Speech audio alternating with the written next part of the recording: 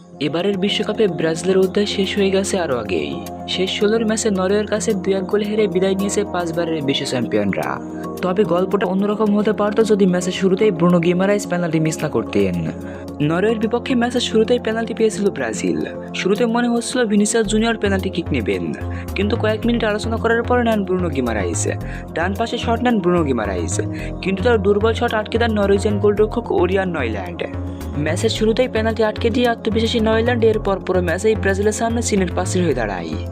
ব্রাজিলও আর শুরু ধাক্কা সামলে ঘুরে দাঁড়াতে পারেনি। শেষ পর্যন্ত ২-১ গোলে হেরে বিদায় নিশ্চিত হয় তাদের। বিশ্বকাপে সেই পেনাল্টি মিসের পর মুখ খুলেছেন ব্রুনো গিমারাইস।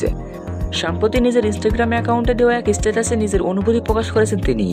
দায় স্বীকারের পাশাপাশি ব্রাজিল সমর্থকদের নতুন স্বপ্নের কথা বলেছেন তিনি। ইনস্টাগ্রামে ব্রুনো গিমারাইস লিখেছেন যে ফুটবল আমাকে আজকের এই অবস্থানে এনেছে। আজ এই ফুটবলই আমার ২৮ বছরের জীবনের সবচেয়ে কষ্টের কারণ হয়ে দাঁড়িয়েছে। পেনাল্টি মিস করে শেষ ১৬ থেকে বিদায় নেওয়াটা অনেক কঠিন, অনেক কষ্ট, ভীষণ যন্ত্রণাদায়ক, কিন্তু এটিও আমার জীবনের আরেকটি বড় বাধা যা আমাকে পেরিয়ে যেতে হবে।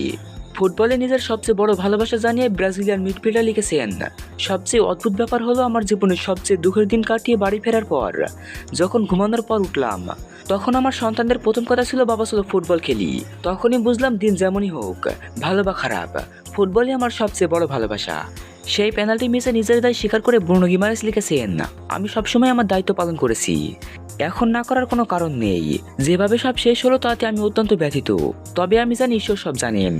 তবে স্বপ্ন এখনো শেষ হয়নি জানিয়ে গিমারেস লিখেছেন, স্বপ্ন এখনো শেষ হয়নি, এটা আমার হৃদয়ে এবং আমার দেশের হাজারো ফুটবল প্রেমের হৃদয়ে এখনো বেঁচে আছে। এখন সময় নিজেকে গুছিয়ে নেওয়ার, পরিবারের সঙ্গে শক্তি সঞ্চয় করার এবং আরো শক্তিশালী হয়ে ফিরে আসার।